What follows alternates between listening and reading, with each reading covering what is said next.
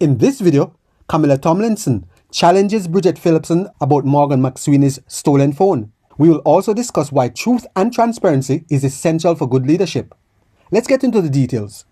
Can I ask you about Morgan McSweeney's mobile phones, plural? We now find out he's got two more. One goes missing, it's stolen within days of it emerging that the government's going to be at the receiving end of a humble address, which means that McSweeney's messages to Peter Mandelson are going to be critical. There are two other phones in existence.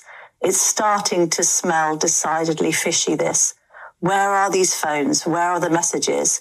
And is the government conspiring in some kind of cover-up?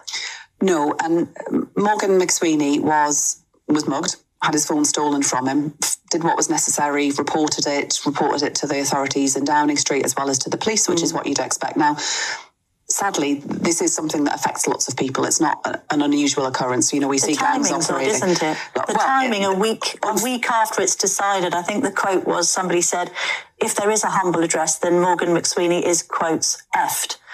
Because he's got the receipts, hasn't he? I mean, sadly, people's phones are stolen every day. I mean, we need to do more to tackle that, absolutely. There are two more phones in existence, Mrs. Phillipson. We are all of us being asked to provide any material that is relevant through the humble address, and we're committed to doing that. He must be compelled, mustn't he? He must be compelled. Everyone has a responsibility to provide whatever material is within the scope of the humble address. I've been asked to do that. All ministers will be complying with that, and my expectation is that Morgan McSweeney will do the same. But I think we are drifting into...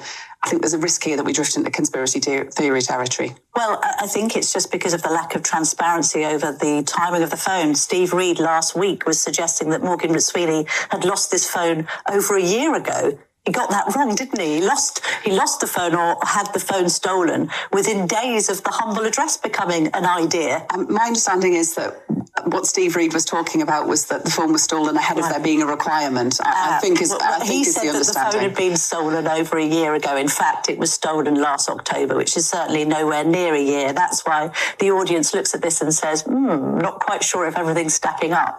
You can understand their suspicion now. We also learn that there are two other phones in existence that for some reason haven't been seized yet. Look, all of us have been asked to provide whatever information is within the scope of that humble address. You know, I've been asked to do that. Cabinet ministers have been asked to do that, and I'm sure that Morgan McSweeney will be complying with that too. Trust in government begins with truth and transparency. Sadly, this doesn't seem like what the British people are getting. Trust isn't given. It is earned by leaders being honest with the people. People want leaders they can believe in. When you tell the truth, even when it's uncomfortable, you build a credibility that people can rely on. Do you believe that we are being told the truth? Please leave your thoughts in the comments.